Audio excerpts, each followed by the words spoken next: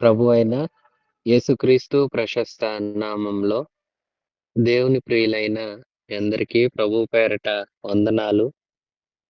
ఈ సమయమందు మనం మార్కు సువార్త 6వ అధ్యాయాన్ని ధ్యానం చేసుకోబోతున్నాము.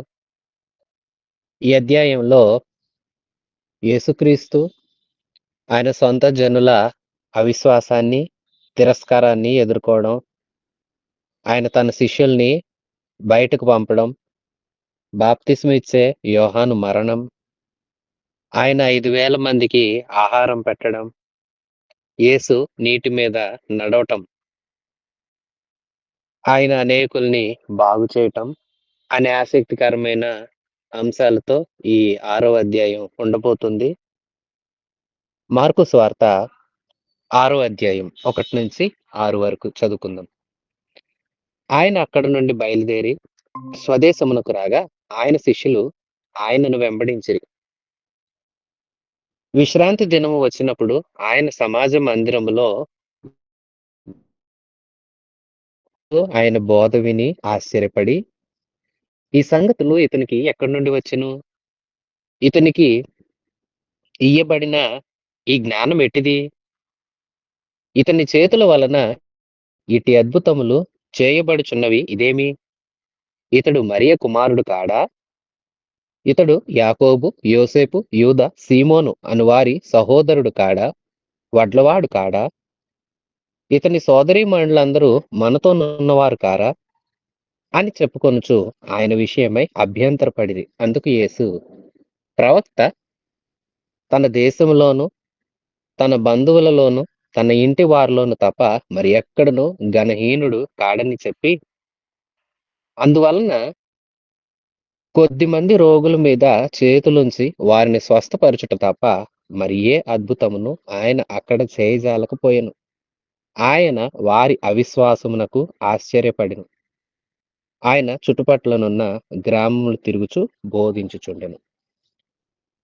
యేసుక్రీస్తు ప్రభువు పరిచర్య చేసుకుంటూ తన సొంత జనుల మధ్యకు వెళ్ళటం జరిగింది. ఎక్కడైతే ఆయన పెరుగుతూ వచ్చారో, ఆయన జీవన విధానం ఎక్కడైతే కొనసాగుతూ వచ్చిందో ఆ ప్రాంతానికి వెళ్ళి వారి మధ్య కూడా సువార్త వినిపించాలి, వారికి కూడా మేలు చేయాలి, ఎంతైనా సొంత వారంటే అభిమానం ఉంటుంది కదా అన్నట్లుగా వెళ్ళి పరిచర్య చేస్తూ ఉంటే అదొక విశ్రాంతి దినం. సమాజ మందిరంలో యేసు వెళ్ళారు. ఆయన బోధించను ఆరంభించారు. చాలా చక్కటి సంగతులు, ఆశ్చర్యకరమైన సంగతులు, ఆసక్తిదాయకమైనవి అనేకము వారి మధ్య ఆయన బోధిస్తూ ఉన్నారు.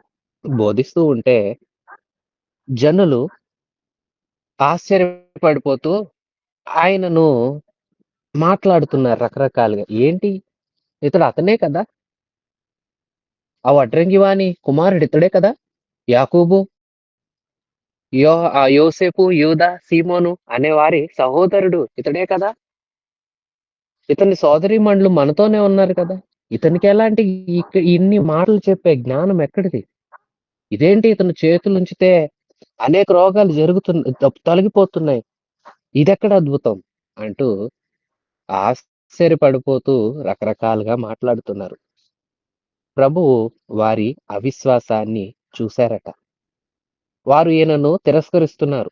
ప్రభు అంటున్నారు, ప్రవక్త తన సొంత వాళ్ళ మధ్య అవమానపరచబడతాడు, తన ఇంట్లో తన బంధువుల మధ్య ఘనహీనుడు అవుతాడు తప్ప మరి ఎక్కడా కాడు. ఆయన స్వజనులే, ఆయన స్వదేశం ప్రజలే ఆయన ఎదుగుచూ వచ్చిన విధానాన్ని చూసిన వారే ఇప్పుడు ఆయన కార్యాలు చూసి రకరకాల మాటలు మాట్లాడుతూ ఉన్నారు. అవిశ్వాస పరులైపోయారు. అదే ఇతరులైతేనో ఆయన ఏ ప్రాంతం కన్నా వెళ్తే ఆ ప్రాంతంలో అనేకులు తీసుకుని రావటం, ఆ ప్రాంతానికి అనేకుల్ని పోగు చేయడం, రోగుల్ని తీసుకుని రావడం, బాగోనోళ్ళని, రకరకాల ఇబ్బందుల చేత బాధపడుతున్న వారిని ఎందరెందరినో ప్రభు కనీసం ముడితే చాలు, కనీసం ఆయన ఒక మాట సెలవిస్తే చాలు అంటూ తండోపతండాలుగా ఆయన వెతుకుతూ ఆయన ఏ ప్రాంతానికి వెళ్ళిన బహుజన సమూహములను మనం పలుసార్లు చదువుతాము. అలాంటి స్థితిలో అన్ని చోట్ల ఆయనంత బలంగా వాడబడుతుంటే, ఎవరినైతే అభిమానంగా వచ్చి ఎవరికైతే మేలు చేద్దామనుకున్నారో వారు తిరస్కరిస్తున్నారు. అవిశ్వాసాన్ని చూపిస్తున్నారు చూడండి. ప్రియ విశ్వాసులారా, నేటి దినాల్లో కూడా విశ్వాసులు అని పిలువబడుతున్న వారికన్నా, అన్యులు అని పిలువబడే వారే చాలా రెట్లు గౌరవప్రదంగా యేసుక్రీస్తుని భావించడం, పవిత్రంగా ఎంచడం లాంటి పనులు చేస్తూ ఉంటే, క్రైస్తవులని, విశ్వాసులని పేరు చెప్పుకుంటున్న వారు దేవుడిని ఆరాధిస్తున్నామంటూ తిరుగుతున్న వారే ఆయన నామానికి అవమానం తెచ్చే పనులు చేస్తున్నారు. నిజమే. ఎవరు సొంతవారు అనుకుంటారో వారి వల్లనే, ఎవరిని ఆయన నావారు అనుకుంటున్నారో వారి వల్లనే ఆయనకి తిరస్కారం. వాళ్ళలోన అవిశ్వాసం ఉంటుంది. మనం అలా ఉన్నామా? ఈ యేసుని తిరస్కరించే వారంగా కాదు, సొంత రక్షకుడుగా అంగీకరించే వారంగా ఉండాలి. ప్రియ విశ్వాసి, ఈ ప్రభువైన యేసును నీ స్వకీయ రక్షకునిగా నీవు అంగీకరించి, బాప్తిస్మం పొంది ఆయన రాకడ కోసం కనిపెడుతూ ఎదురు చూచుచున్నావా? చూడకపోతే ఆలోచించు. ఈ ప్రభువుని నీ సొంత రక్షకుడిగా స్వీకరించు. ఇదే సమయము, ఇదే అనుకూల తరుణం. ప్రభువుని బలముగా నమ్ము. ఆయన చేతిలో నీ సర్వ విషయాల మీద అధికారం అప్పగించుకో. ఆయనను నీ ప్రభువుగా ఎంచుకో. ఆయన పేరును నీ నోటితో ఒప్పుకొని, ఆయన పరిశుద్ధుడు, పాపం లేనివాడు, నా పాపాలు తొలగిస్తాడు, ఆయన సిలువలో కార్చిన రక్తం నా కోసమే అంటూ విశ్వాసంతో ఒప్పుకుంటూ, నీ పాపాలను ఒప్పుకుంటూ వెళ్ళి బాప్తిస్మం పొందు. మంచి మనసుతో, నూతనమైన క్రొత్త మనసుతో, దైవీకమైన మనసుతో క్రీస్తుకు పత్రికగా బ్రతుకుచు ముందుకు సాగాలని ప్రతివారికి ప్రేమతో తెలియజేస్తూ ఉన్నాను. సొంత జనులు తిరస్కరించేసరికి ఇక చుట్టుపట్ల ఉన్న ప్రాంతాలకు ఆయన ప్రయాణం సాగుతూ ఉంది. ఆయన ఇంకనూ వెళ్తూ బోధిస్తూ ఉన్నారు.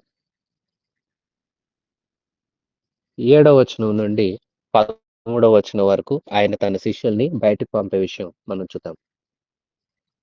ఆయన 12 శిష్యులను తన యొద్దకు పిలిచి, వారిని ఇద్దరిద్దరినిగా పంపుచు, అపవిత్రాత్మల మీద వారికి అధికారం ఇచ్చి, ప్రయాణము కొరకు చేతికర్రను తప్ప రొట్టెనైనను, జోలెనైనను, సంచిలో సొమ్మైనను తీసుకొనక, చెప్పులు తొడుగుకొనుడనియు, రెండంగీలు వేసుకొనవద్దనియు వారికి ఆజ్ఞాపించెను.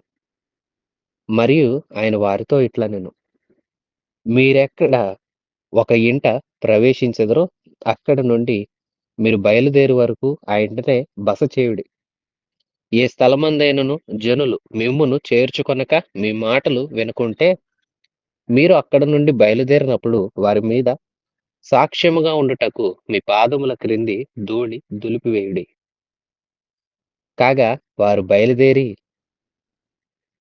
మారు మనస్సు పొందవలెనని ప్రకటించుచు అనేక దయ్యములను వెళ్ళగొట్టుచు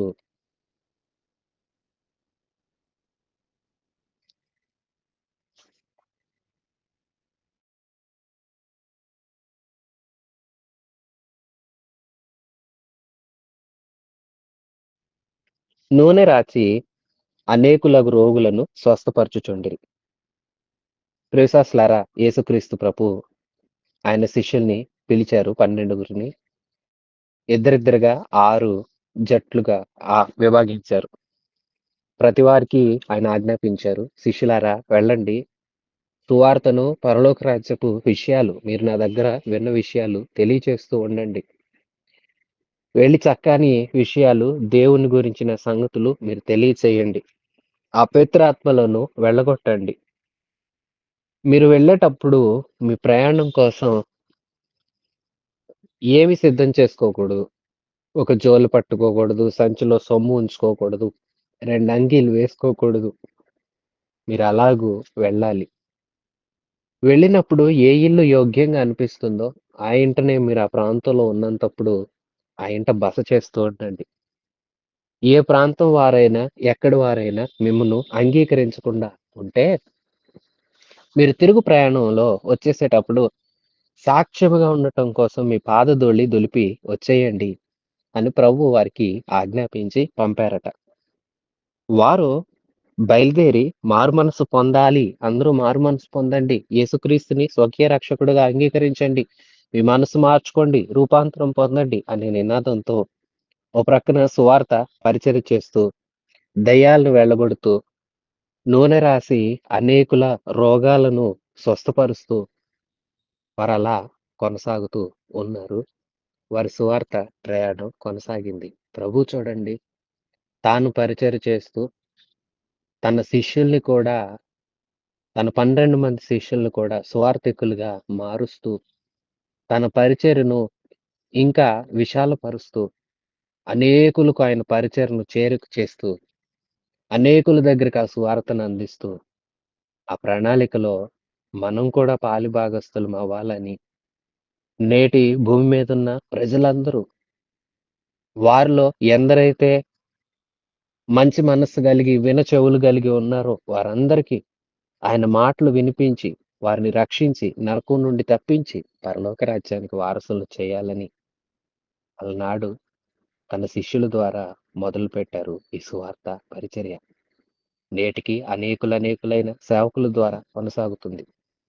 విశ్వాసులైన వారు కూడా తాము ఉంటున్న స్థలాలలో, తాము పనిచేస్తున్న స్థలాలలో, చదువుకుంటున్న స్థలాల్లో యేసుక్రీస్తుని ఎరగని వారికి ఆయన యొక్క విషయాలు తెలియచేస్తూ మారు మనస్సుల గురించిన బోధ చేయాలి. ఈ బాధ్యత మనందరి మీద ఉన్నది. శిష్యులు దీన్ని కొనసాగిస్తూ ముందుకు సాగుతూ వచ్చారు. మనం కూడా అలాగే సాగాలి.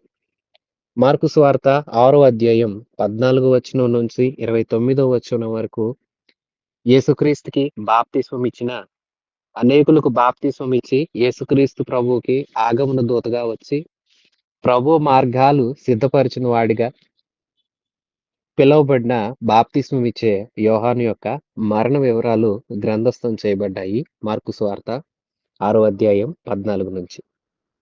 ఆయన కీర్తి ప్రసిద్ధమాయెను గనుక రాజైన హేరోదు ఆయనను గూర్చి విని, బాప్తిస్మం ఇచ్చు యోహాను మృతులలో నుండి లేచి ఉన్నాడు గనుక అతని యందు అద్భుతములు క్రియారూపకములగుచున్నవని చెప్పెను. ఇతరులు ఈయన ఏలియా అనియు, మరికొందరు ఈయన ప్రవక్త అనియు, ప్రవక్తలలో ఒకని వలె ఉన్నాడనియు చెప్పుకొనుచుండిరి. అయితే హెరోదు విని, నేను తలగొట్టించిన యోహానే అతడు మృతులలో నుండి లేచి ఉన్నాడని చెప్పెను. యోహాను గురించి ఇక్కడ మనం చదువుతాము. హెరోదు రాజు అనుకుంటున్నారు. అనేకుల్లో ఆయన నామం ప్రసిద్ధమైపోయింది. సువార్త, పరిచర్య, ఆయన అనేకుల్ని స్వస్థపరచడం, గొప్ప గొప్ప ఆశ్చర్యకార్యాలు, అద్భుతాలు చేయడం. ఆ నోట రాజు దాకా వెళ్ళిపోయింది. రాజేమో నేను తల కొట్టించిన యోహాను అనుకుంటున్నాడు. ప్రజలేమో ఏలియా అని కొందరు, ప్రవక్త అని కొందరు, ప్రవక్తలలో ఒకనిలాగా ఉన్నారని కొందరు, రకరకాల అభిప్రాయాలు యేసుక్రీస్తు ప్రభువు మీద ప్రచారం అవుతున్నాయి.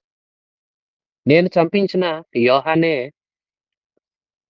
ఈ యొక్క యేసుగా మరలా పుట్టాడేమో, మృతుల్లో నుండి లేచాడేమో అనుకుంటున్నాడు ఈ యోహాను. ఇంతకు యోహాను తలెందుకు కొట్టించాడు? అసలు ఎలా జరిగింది ఈ కార్యం? అనే విషయాలు ఇప్పుడు మార్కు తన సువార్తలో మనతో పంచుకుంటున్నాడు. యోహాను గురించిన ప్రస్తావన మొదటి అధ్యాయంలో వచ్చింది. ఈయన బాప్తిస్మమిస్తూ అనేకుల్ని మారు మనసు పొందమని పురికొల్పుతూ, నేను మీకు నీళ్లలో బాప్తిస్మం ఇస్తున్నాను. నా వెనక వచ్చేవారు పరిశుద్ధాత్మలో బాప్తిస్మం ఇస్తారు. ఆయన లోక పాపములు మోసుకొని పోయే దేవుని గొర్రెపిల్ల.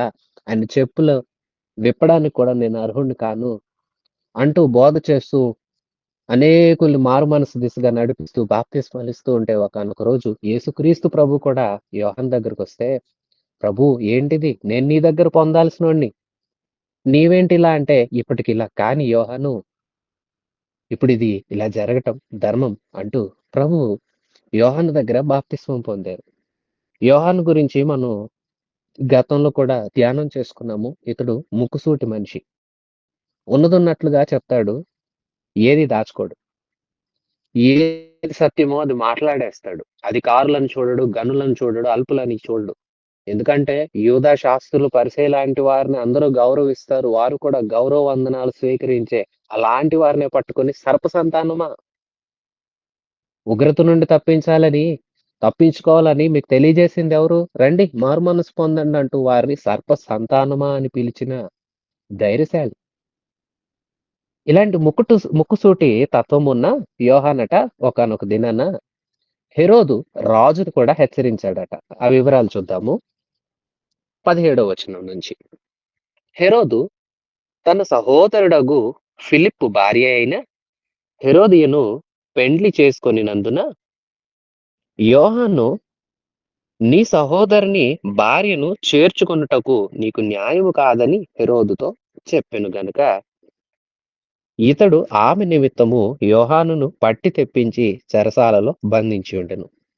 యోహాను పరిచర్య చేస్తూ ఉన్న దినాల్లో ఒక సంఘటన జరిగింది. రాజుగారి కోటలో జరిగింది ఈ విషయం. ఫిలిప్పు అనే వ్యక్తి రాజవంశికుడు. అతనికి సంబంధించిన ఆయన భార్య, ఆమె పేరు హెరోదియ అని రాశారు. ఆమెను ఈ హెరోదు వివాహం చేసుకున్నాడు. ఇదేంటి నువ్వు చేసింది తప్పు. నీ సహోదరుని భార్యను ఇట్లా చేసుకోవడం నీకు న్యాయమా? అని నేరుగా రాజు కుటుంబంలోని రాజు సింహాసనం మీద ఉన్న రాజునే ప్రశ్నించాడు యోహాను.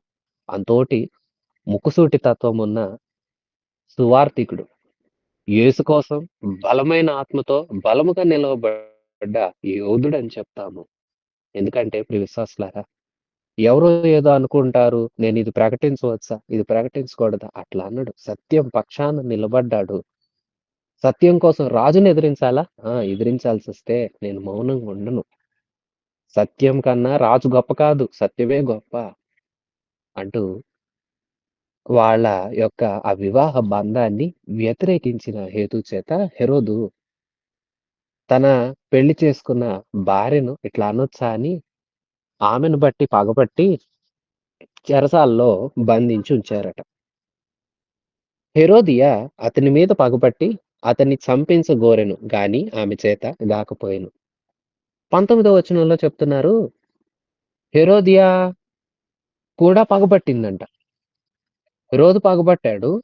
ఈమె కూడా పగపట్టింది. ఆయనేమో పగపట్టినా, కోపం తెచ్చుకున్నా తీసుకొనొచ్చి ఎందుకంటే భార్య తలదించుకునే పరిస్థితొచ్చిందని తీసుకొనొచ్చి చెరసాలలో బంధిస్తే, ఇప్పుడు భార్యకు చాలా కోపమొచ్చేసింది. చెరసాలలో బంధించడం ఏంటి? నన్నన్నాడు. నన్నన్న అతన్ని బంధించి వదిలేస్తే సరిపోద్దా? చంపేయాలి అంటూ పగపట్టింది. గోరింది. కానీ ఆమె చేత గాకపోయెను. 20వ వచనం. ఎందుకనగా ఈ యోహాను నీతిమంతుడును, పరిశుద్ధుడును, పరిశుద్ధుడగు మనుషుడని హేరోదు ఎరిగి అతనికి భయపడి అతనిని కాపాడుచూ వచ్చెను. మరియు అతని మాటలు వినినప్పుడు ఏమి చేయునో తోచకపోయినను సంతోషముతో వినుచుండెను. అయితే హేరోదు మాత్రం ఏ రోజు చంపాలనుకోలేదు. బంధించాడు భార్యను అన్నాడు అందరిలో. నన్ను నా భార్యనన్నాడు. మేము చేసింది తప్పన్నాడు అంటూ బంధించాడు గానీ, తనైతే హేరోదియ పగపట్టింది గానీ, ఇతను పగ పట్టలేదు. ఆమైతే చంపించాలని చూస్తూ వస్తే, తిననేక సార్లు కాపాడే ప్రయత్నాలు చేశాడు. ఆయన అనే మాటలకి ఏం చేయాలో అర్థం గాదు. ఏం జవాబు చెప్పాలో అర్థం గాదు. యోహాను అనే మాటలకి. అయినా వింటూ ఆ మాటలను బట్టి సంతోషించేవాడు. కారణం ఏంటంటే అతడు నీతిమంతుడు. అతడు పరిశుద్ధుడు. చూసారా? యోహాను యొక్క సాక్ష్యం. అతడు నీతిమంతుడు, పరిశుద్ధుడు, ముక్కుసూటి స్వభావి. సత్యం పక్షాన నిలబడ్డాడు. నిలబడ్డ ఇతగాడిని చూస్తే ఆశ్చర్యం కలిగింది. కానీ ఏమి సరిపోలేదు. 21 వచనం. అయితే తగిన దినం ఒకటొచ్చింది. ఒకానొక రోజొచ్చిందంట. అది తగిన దినమంట. ఎట్లనగా హెరోదు తనన తన జనన దినోత్సవమందు తన ప్రధానులకును, సహస్రాధిపతులకును, గలిల దేశ ప్రముఖులకును విందు చేయించెను. అప్పుడు హెరోదియ కుమార్తె లోపలికి వచ్చి నాట్యమాడి హేరోదును అతని పంక్తిని కూర్చున్న వారిని సంతోషపరిచెను గనుక రాజు నీకిష్టమైనది ఏదైనను నన్నడుగుము నేను నీకిచ్చేదనని ఆ చిన్నదానితో చెప్పెను. మరియు నీవు నా రాజ్యంలో సగము మట్టుకు ఏమి అడిగినను నీకిచ్చేదనని అతడు ఆమెతో ఒట్టు పెట్టుకొనెను. ఒకరోజొచ్చింది. అది హేరోదియకు చాలా సంబరం కలిగించే దినం. అదే రాజుగారి పుట్టినరోజు. పుట్టినరోజు సంబరం జరుగుతా ఉంది. ఆలోపు హేరోదియ కుమార్తె వచ్చిందట. చక్కగా నాట్యమాడిందంట అందరి ముందు. గొప్ప గొప్ప ప్రముఖులు, పదవుల్లో ఉన్న వారిని ఆహ్వానించాడు ఆ విందుశాలలోకి. వారందరూ సంతోషంలో ఉండగా, హేరోదియ కుమార్తె వచ్చి నాట్యమాడితే, ఆ నాట్యం వలనంట హృదయాలు సంతోషపడిపోయాయంట. అంటాడు, "ఒట్టు పెట్టి చెప్తున్నానమ్మా, నువ్వేదడిగినా ఇచ్చేస్తా. రాజ్యంలో సగం మట్టుకైనను, దానికి సంబంధించింది ఏదైనను నువ్వడిగినా ఇచ్చేస్తా."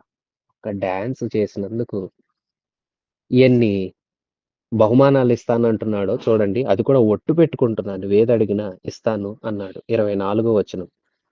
గనుక ఆమె వెళ్లి, నేనేమి అడిగెదను అని తన తల్లిని అడగగా, ఆమె బాప్తిస్మమిచ్చు యోహాను తల అడుగుమని అనెను.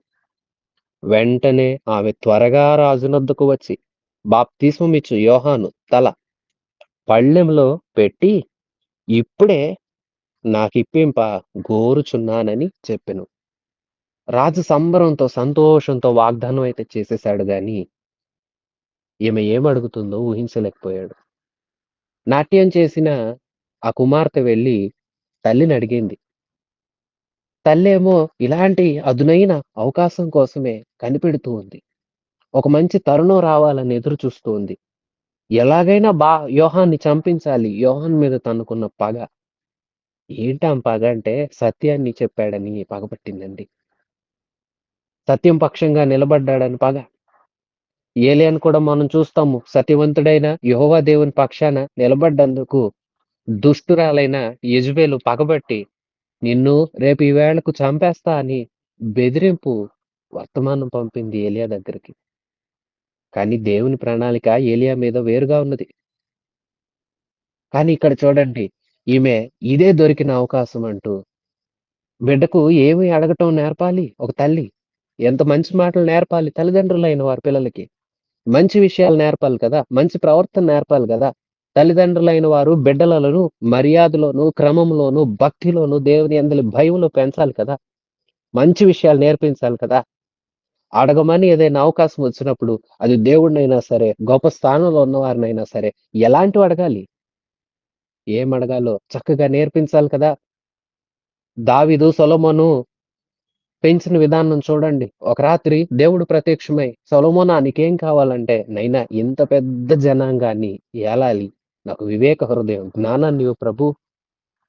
దేవుడు సంతోషించిపోయాడు. "సొలొమోనా నువ్వు ధనం అడగల, ఐశ్వర్యాన్ని అడగల, పేరు ప్రఖ్యాతులు అడగలేదు. జ్ఞానం అడిగావా? ఇస్తాను. ఎవరికి ఇంతకు ముందు లేదు. ఆ తర్వాత ఉండదు.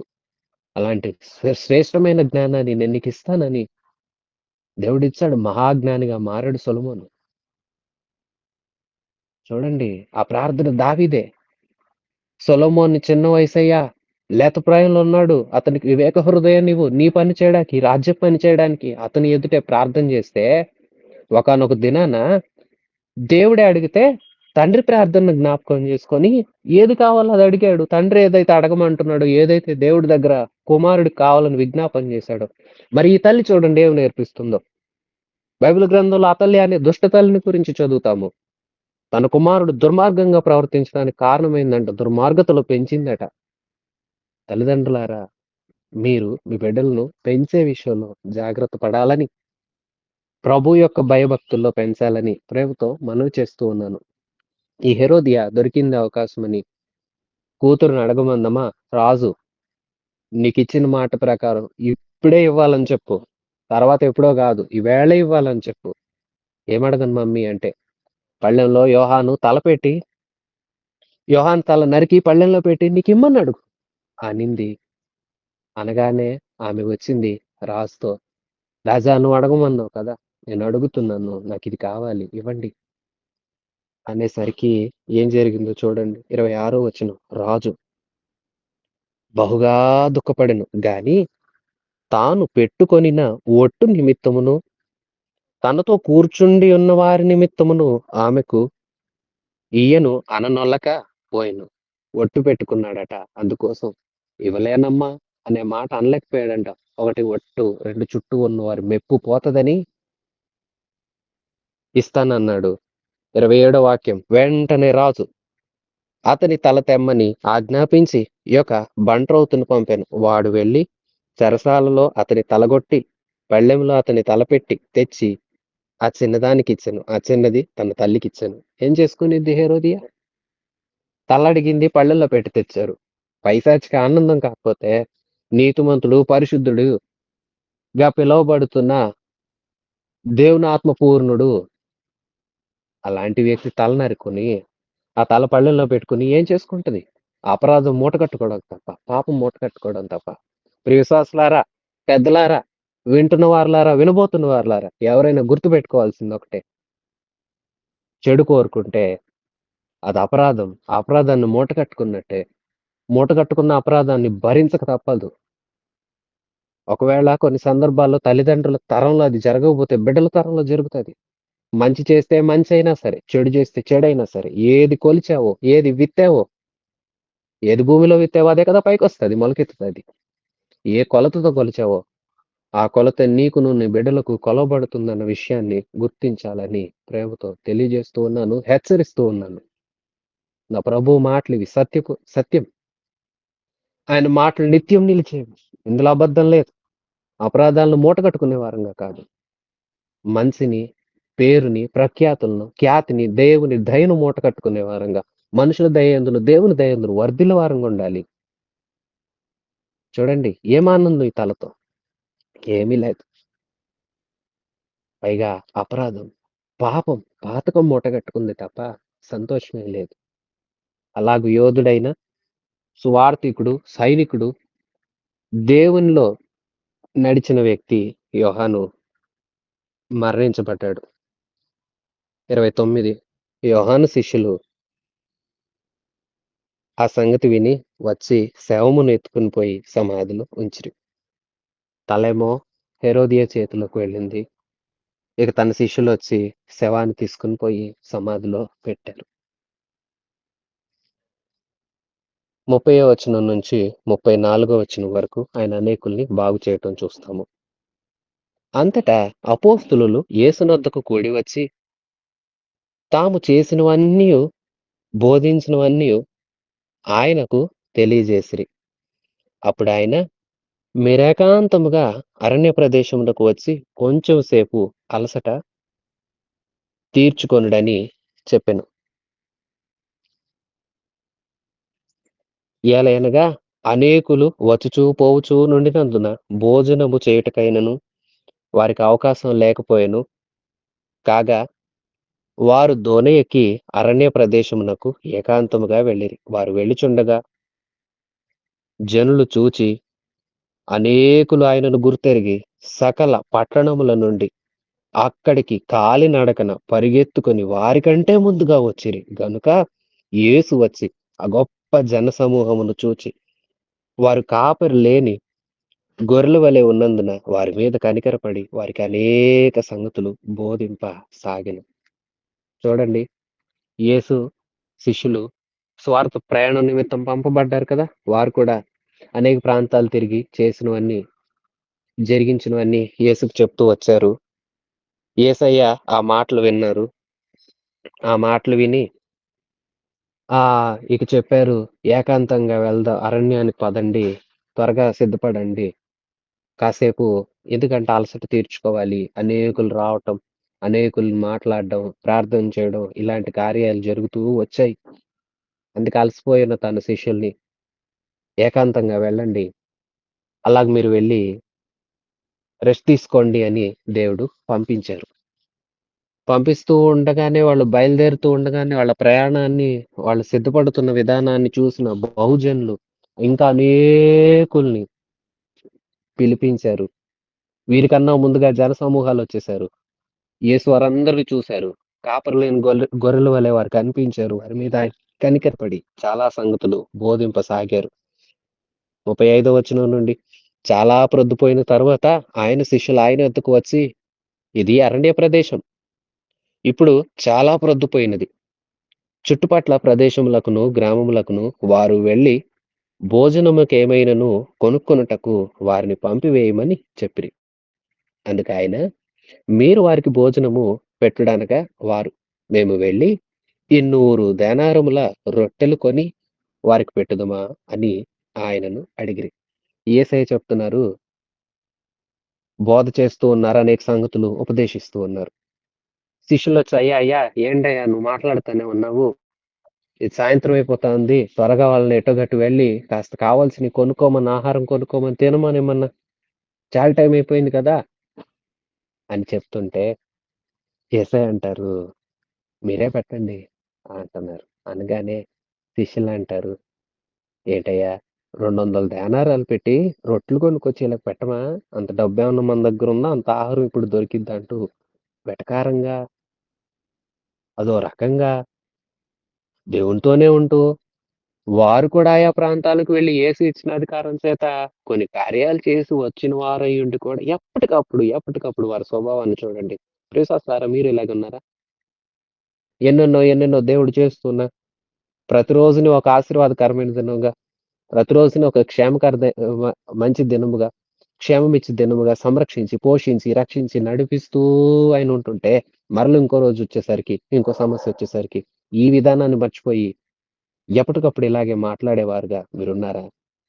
మాట్లాడకండి. అట్లా మాట్లాడవలదు. అంటుంటే అందుకాయన, "మీ యొద్ద ఎన్ని రొట్టెలున్నవి? పోయి చూడుడని" వారితో చెప్పెను. వారు చూచి తెలుసుకొని 5 రొట్టెలును, 2 చేపలున్నవని చెప్పారు. 39 అప్పుడాయన పచ్చిక మీద అందరూ పంక్తులుగా కూర్చుండవలెనని వారికి ఆజ్ఞాపింపగా, వారు నూరేసి మంది చొప్పునను, 50 మంది చొప్పునను పంక్తులు తీరి కూర్చుండిరి. అంతటా ఆయన ఆ 5 రొట్టెలను, 2 చేపలను పట్టుకొని ఆకాశం వైపు కన్నులెత్తి ఆశీర్వదించి, ఆ రొట్టెలను విరిచి, వారికి వడ్డించుటకు తన శిష్యులకిచ్చి, ఆ 2 చేపలను అందరికిని పంచిపెట్టెను. వారందరూ తిని తృప్తి పొందిన తరువాత, మిగిలిన చేపలను, రొట్టె ముక్కలను 12 గంపెళ్ళు ఎత్తి, ఆ రొట్టెలు తినిన వారు 5,000 మంది పురుషులు. పురుషులే 5,000 మంది, బిడ్డలు, స్త్రీలు ఇక వారి సంఖ్యెంతో. అందరూ తిన్నారు, తృప్తి పొందారు. అందరూ తిన్నారు, తృప్తి పొందారు. ఇంకా 12 గంపలు తినగా ముక్కలెత్తారట శిష్యులు. "ఎక్కడ పెడదామయ్యా? ఏం తెచ్చి పెడదాం?" అన్నారు.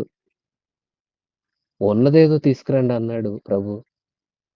ఇంకా అదే మిగిలిందంట గంపలు. చూసారా? ప్రభు ఆశ్చర్యాలు, అద్భుతాలు చేస్తారు. ఈ సంఘటన జరిగిపోయింది. ఇక వారు తిరుగు ప్రయాణం అవుతున్నారు. 45 వచనం నుంచి.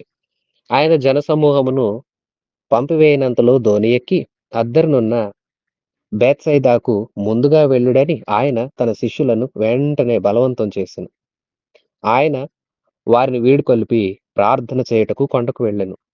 సాయంకాలం అయినప్పుడు ఆ దోనె సముద్రం మధ్య ఉండెను. ఆయన ఒంటరిగా మెట్టనుండెను.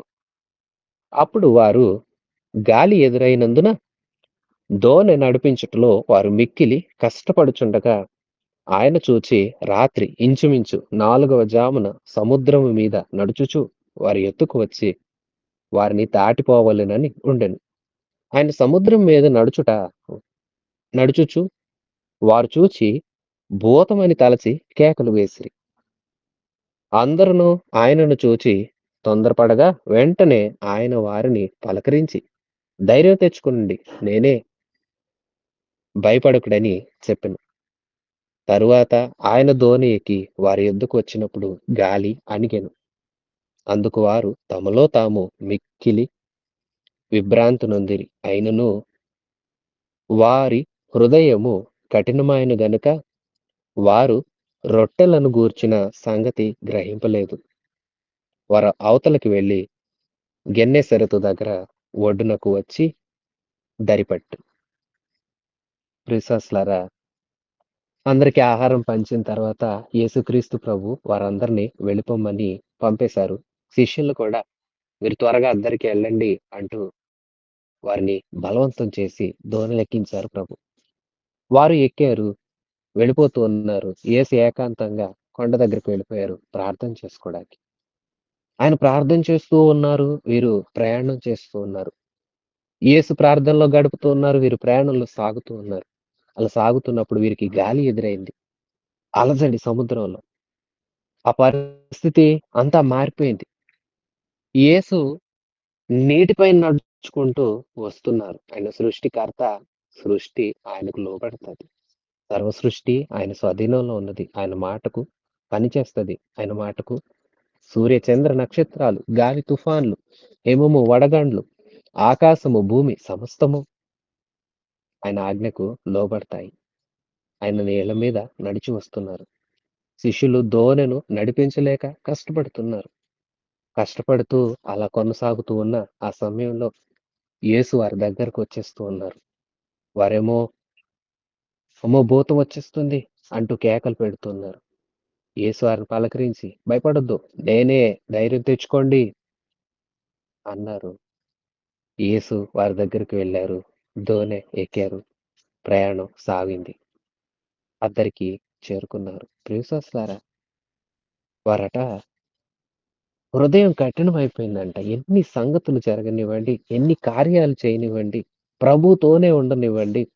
అంతకు ముందే కదా రొట్టెలు ఎలా ఆశీర్వదించబడ్డాయి. 5 రొట్టెలు, 2 చేపలు ఎన్ని వేల మందికి ఆహారం అయ్యాయో మర్చిపోయారు వీరు. ప్రభువుని, ప్రభు కార్యాలు ఎప్పటికప్పుడు మర్చిపోతారు అనేకులు. ఏం చేశాడండి ప్రభు మాకు? ఏం చేశాడు? అని చెప్తారు.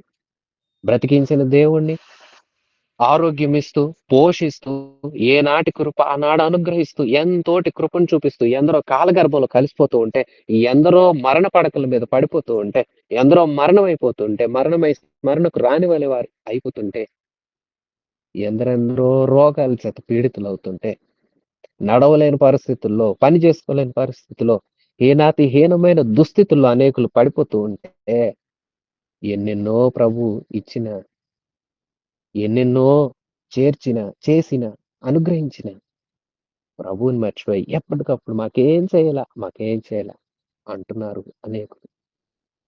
విశ్వాసులారా మీ హృదయాలు కఠినమైపోయాయా? కఠినమైన రాతి గుండెను తొలగించి మాంసపు గుండెను ప్రసాదించమని ప్రియ ప్రభువుని ప్రార్థించండి, వేడుకొనండి. వారు అవతలకు వెళ్ళారు. ఒడ్డు చేరుకున్నారు. 54వ వచనం.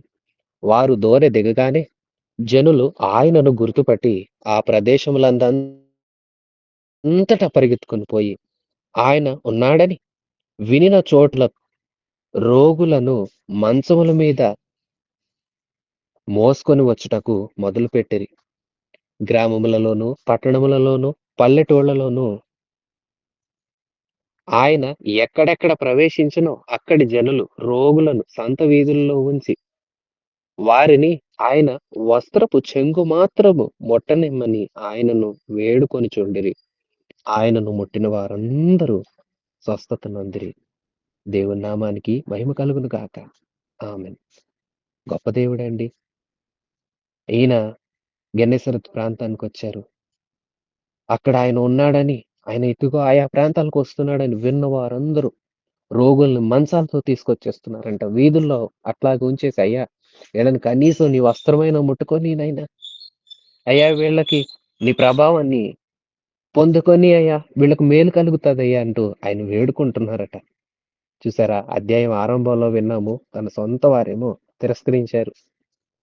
ఇతడికి ఇదెక్కడిది? ఇతడికి అదెక్కడిది? అంటూ హేళన చేశారు, అపహసించారు, అవిశ్వాసాన్ని ప్రదర్శించారు. ఈ ప్రాంతాల వాసులైతే చూడండి, ఈయన వస్త్రమైనా ముడితే చాలు మేలు కలుగుతుందని విశ్వసించారు. విశ్వసించిన వారేమో స్వస్థచిత్తులవుతుంటే, స్వస్థత పొందుకొని ఆశీర్వదింపబడుతూ ఉంటే, విశ్వసింపని వారేమో ఆయనను పోగొట్టుకున్నారు. ఆయన మేలును పోగొట్టుకున్నారు. వారి అవిశ్వాసం వలన ఆయన అక్కడ ఏ కార్యాలు చేయలేదంట. ఏదో కొందరు రోగులు మాత్రమే స్వస్థపరిచారట తన స్వదేశంలో. చుట్టుప్రక్కల ఉన్న ప్రాంతాలకు వెళ్లారు. తన శిష్యులను పంపారు. సువార్త ప్రచురం చేయిస్తూ ఉన్నారు. ఆ సువార్త నేడు నీకు నాకు అందింది. మనం కూడా ఆ సువార్తను అనేకులకి పంచాలి. యేసుక్రీస్తు ప్రభు తన శిష్యుల్ని పంపారు. నేడు ఆయన్ని అంగీకరించిన మనము కూడా ఆయన శిష్యులమే. ఆయనలాగా ఆయన పోలి జీవిస్తూ ఆయన గురించి అనేకులకు చెప్పేవారముగా ఉండాలి. నీ దగ్గర ఏముంది? అదే ప్రభుకివ్వు. దాన్ని ఆశీర్వదిస్తాడు ప్రభు. ఏముంది? శిష్యులారా ఏముంది? వీరికి భోజనం మీరే పెట్టండి. మీ దగ్గర ఏముందంటే, ప్రభూ ఏమి లేదు. ఒక 5 రొట్టెలు, 2 చేపలున్నాయ్యా. అంటే వాటినే తీసుకొనండి. అవి చాలు. ఆకాశం వైపు కన్నులెత్తి, ఆశీర్వదించి, విరిచి ఇచ్చారు. అవనేకులకు ఆహారమయ్యాయి. వేల మందిని తృప్తిపరిచాయి. ఇంకా మిగిలాయి. వారు తిని తృప్తి పొంది, ఇంకా ఎక్కువైందిరా బాబు తినలేమని అట్లా పాడేశారు. పాడేసిన ముక్కలు, చేపలన్నీ ఎత్తితే 12 గంపలకెత్తారట శిష్యులు. శిష్యులు ఆయనతోనే ఉంటూ అనేక పర్యాయాలు అవిశ్వాసులుగా మారిపోతున్నారు. మరిచిపోయేవారుగా, హృదయం కఠినమైపోయిన వారుగా, దేవుని మేలును మర్చిపోతున్న వారుగా వారు జీవిస్తున్నారు. నేటి దినాల్లో ప్రభువుని ఆరాధిస్తున్న మనం ఎలా ఉన్నాము? ఆయన్ని విశ్వసించి, ఆయన దగ్గరకు వచ్చి మేలులు పొందుకుంటున్నామా? చేసిన మేలులు మర్చిపోతూ, అలాగే దేవుని కార్యాలను ఎప్పటికప్పుడు మర్చిపోతూ, కృతజ్ఞత లేని వారంగా ఉంటున్నామా? ఆయన్ని ఆహ్వానించుకుంటున్నామా? ఆయన్ని తిరస్కరించుకుంటున్నామా? ఆయన ద్వారా విన్న సంగతులను ఇతరులకు ప్రచురం చేస్తున్నామా? దాచిపెడుతున్నామా? ఎలాగున్నామో మనల్ని మనం పరీక్ష చేసుకుంటూ, మనల్ని మనం ఆ ప్రభువుకి సమర్పించుకోవాలి. ఆ ప్రభు అయిన యేసయ్య తన మహిమ గలిగిన రాజ్యానికి మనల్ని తీసుకొని వెళ్ళాలంటే, ఇదిగో ఆయన్ని స్వీకరించండి. ఆయన సొంత రక్షకుడుగా అంగీకరించండి. బాప్తిస్మం పొందండి. మారు మనస్సు కలిగి ఉండండి. మారు మనస్సు కలిగిన వారే పాప క్షమాపణ పొందొచ్చు.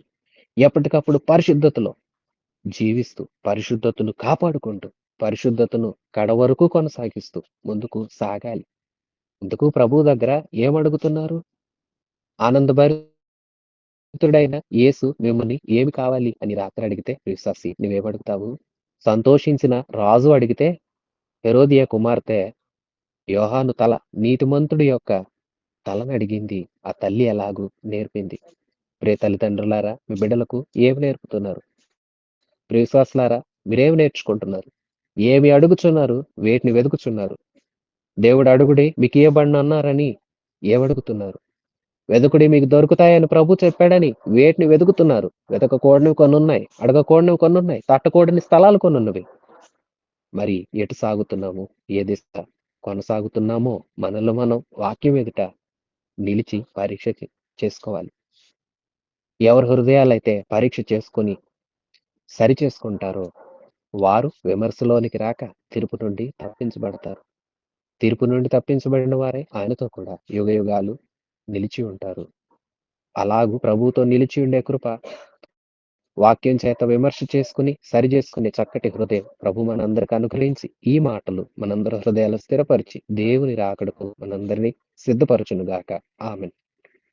మన రక్షణకర్త అయిన యేసయ్య కృప, సృష్టికర్త అయిన తండ్రి ప్రేమ, ఆదరణకర్త అయిన పరిశుద్ధాత్మ సహాయం మనందరికీ సదాకాలం తోడై ఉండి నడిపించును గాక.